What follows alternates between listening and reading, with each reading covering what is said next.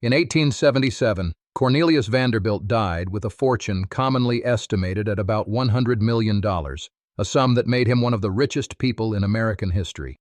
Yet within a few generations, the Vanderbilt name no longer stood near the top of America's wealth list. The mystery is not that the money vanished in one great crash. It spread, weakened, and slowly lost its power.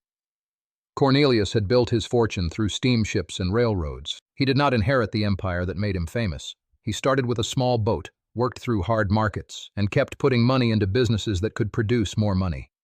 His great strength was concentration. He placed his capital where he believed control and cash flow were strongest. But a fortune built by one person faces a new problem after that person dies. The founder makes the choices. The children receive the result. Their children inherit a story, a habit, and a much larger family tree. The same pile of money must now support more homes, more needs, more wishes, and more people who did not build the original machine. Cornelius did not divide his estate equally among all his children. Historical accounts say his son William received the largest share. That choice created control for one branch, but it did not solve the problem forever. After William's death, assets and income moved through more heirs. Each transfer made the family larger and the ownership more spread out. This is wealth dilution. It means one fortune is divided among many claims. Imagine a large farm cut into smaller fields every time a generation inherits it. The land may still be valuable, but each owner has less of the whole. A family can remain rich in a social sense while losing the power, income, and control that once made the fortune exceptional. The numbers can look safe at first. If a family owns businesses, rail shares, land, homes, and cash, each heir may feel secure. But ownership is not the same as spendable income. A valuable asset may pay little cash. A home may rise in price while producing no rent. A stock may fall during a bad year. Wealth must be matched to the family's real need for money. That need changed quickly for the Vanderbilts. The first fortune came from work, risk, and reinvestment. Later generations were often known for grand homes, travel, parties, art, and public display. Those choices were not all foolish, and they were not the only reason the fortune shrank. But they show how lifestyle inflation works. Spending rises because wealth makes a higher way of living feel normal. A person who earns $10,000 may dream of a larger house. A person who inherits millions may think the same way, only at a different scale. Staff, repairs, taxes, travel, gifts, and social duties can turn a private home into a permanent bill. The cost is not just the purchase, it is every year that follows, including years when investments perform poorly. This is where a family archive becomes more revealing than a mansion. The question is not simply who bought a house, it is what the house demanded from the rest of the portfolio. Did the family sell productive assets to pay for it? Did it borrow? Did it keep enough cash for taxes and repairs? A luxury asset can be beautiful and still weaken the income system beneath it. The Vanderbilts also lived through a changing economy. Railroads that once created enormous fortunes faced new rivals, new laws, business cycles, and shifting technology. A company that dominates one era may struggle in the next. Historical wealth records show that a family cannot treat yesterday's winning business as a permanent shelter. That brings us to asset allocation. Asset allocation means deciding how money is spread across different kinds of assets, such as businesses, bonds, real estate, and cash. The goal is not to remove risk. That cannot be done. The goal is to avoid letting one company, one property, or one family habit control the future. Cornelius was known for keeping a tight grip over his business interests. After his death, that unity became harder to maintain. He could choose where capital went.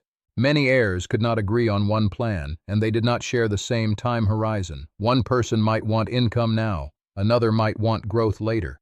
A third might want to sell and live freely. That conflict is common in generational wealth. The founder sees money as a tool. An heir may see it as protection. A grandchild may see it as identity, freedom, or proof that the family has arrived. None of these feelings show up clearly on a balance sheet. Yet they can shape every sale, gift, loan, and investment. Trust structures can sometimes help. A trust is a legal arrangement that holds assets under rules for the benefit of other people. It may set limits, protect assets, manage timing, or keep a family business together. But a trust is not a magic wall around wealth. Its value depends on the law, the documents, the trustees, the taxes, and the family's actual goals. The Vanderbilt story is often told as though the family simply failed to use trusts. That is too simple. Trusts existed in American estate planning, and some Vanderbilt branches used forms of legal planning. The deeper issue was structure as a whole. Wealth protection requires clear rules, careful management, tax planning, and people willing to follow a long plan even when short-term spending feels easier. Taxes also matter. Estate taxes, property taxes, income taxes, and taxes on the sale of investments can reduce what passes from one generation to the next. Laws change by year and by jurisdiction. A plan that works in New York may not work the same way elsewhere. Historical families also faced different rules from families today, so their case is a lesson, not a ready-made legal answer. Then comes compound growth. Compound growth means that returns can earn more returns over time. It is a quiet force. If money stays invested and costs remain controlled, decades can make small gains meaningful. But compounding can work in reverse. Fees, taxes, debt, inflation, and repeated withdrawals reduce the base that future growth needs. Inflation is especially hard to feel. It does not arrive as one giant bill. It appears in wages, food, repairs, travel, insurance, and property care. A fortune can keep the same dollar amount on paper while buying less each year. A family that spends as if prices never rise may consume its safety margin without noticing. Income matters too. A dividend yield is the yearly dividend from an investment compared with its price. A high yield may look comforting, but it can come with business risk, falling prices, or a dividend that later gets cut.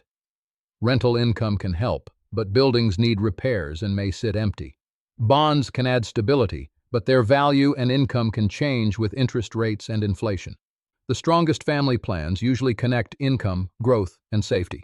They may use broad investments, real estate, bonds, cash reserves, and tax-advantaged accounts where the law allows. A tax-advantaged account is an account that receives a special tax benefit, such as delayed tax or tax-free treatment under certain rules. These tools can help modern families, but they do not erase risk or guarantee success. The Vanderbilts faced a different world, long before the Roth IRA and the 401k. Still, the human problem feels familiar. When money arrives without a shared plan, each household begins making its own plan. One saves, one spends, one takes business risks, one gives large gifts, one sells an asset that another branch hoped to keep. Family relationships can make this harder. A parent may avoid setting limits because saying no feels unkind. A trustee may fear looking strict. An heir may expect help because earlier generations offered it. Over time, support can become a right in the family's mind. The money is no longer only an investment pool. It becomes part of the emotional bond between people. That is why the shirt sleeves to shirt sleeves idea survives across countries and centuries. A family rises through work, builds assets, and then loses strength when later generations treat the result as endless. The phrase is not a law of nature. Some families preserve wealth for many generations. Others rebuild after loss. But without discipline, wealth often moves from creation to consumption. The Vanderbilt case also warns against judging by appearances. A family may still own famous names, old homes, artwork, or social status while holding far less financial power than its founder. Public prestige can last after private wealth has changed. The outside world sees the symbol. The family feels the bills, the sales, and the shrinking choices. There was no single day when the Vanderbilt fortune disappeared. There was no one villain who carried it away. The decline came through a chain of ordinary forces: more heirs, more spending, changing markets, taxes, weak coordination, and assets that were divided or sold. Each choice may have seemed manageable. Together across decades, they changed the family's position. For a modern household, the practical lesson is not to copy Cornelius Vanderbilt or reject every luxury. It is to ask what each dollar is meant to do. Some money may fund today's life. Some may protect against emergencies. Some may grow for a child's future. Some may support retirement. If every dollar has the same job, one crisis can damage the whole family plan. The next question is control. Who knows what the family owns? Who understands the taxes? Who can make a decision if a parent becomes sick? Are beneficiaries current? Are there written rules for gifts, loans, and shared property? These are not cold questions. Clear answers can prevent money from turning every family disagreement into a financial emergency. A durable plan also allows for change. Children may live in different countries. Laws may shift. Businesses may fail. Markets may fall. A trust may need review. Investments may need rebalancing, which means bringing the mix of assets back toward its chosen level. The details depend on each family's facts, and history cannot promise one perfect design. What the Vanderbilt fortune leaves behind is not just a tale of excess. It is a record of what happens when creation and preservation are treated as the same task. Building wealth rewards bold action. Keeping wealth rewards patience, planning, restraint, and honest talks before a crisis. The skills are related, but they are not identical. Generational wealth is not a treasure chest that stays full by itself. It is a living system. Parents pass down assets, but they also pass down habits. Children inherit accounts, but they also inherit choices already made about debt, risk, work, education, and trust. A portfolio can be divided in one afternoon. A family culture can shape money for 100 years. The Vanderbilt name did not vanish. Its fortune changed form, ownership, and scale. That difference matters. Wealth does not need to remain at the top of a national ranking to improve a family's life. It can provide time, safety, education, care, and the freedom to choose. But those benefits survive only when people protect the base that creates them. The final lesson is simple, and it is harder than it sounds. Money must be given a job before it is given away. Growth must be balanced with safety. Spending must leave room for inflation and bad markets. Legal structures must match human behavior. And every generation must understand that inherited wealth is not an ending. It is a responsibility placed in their hands for a little while.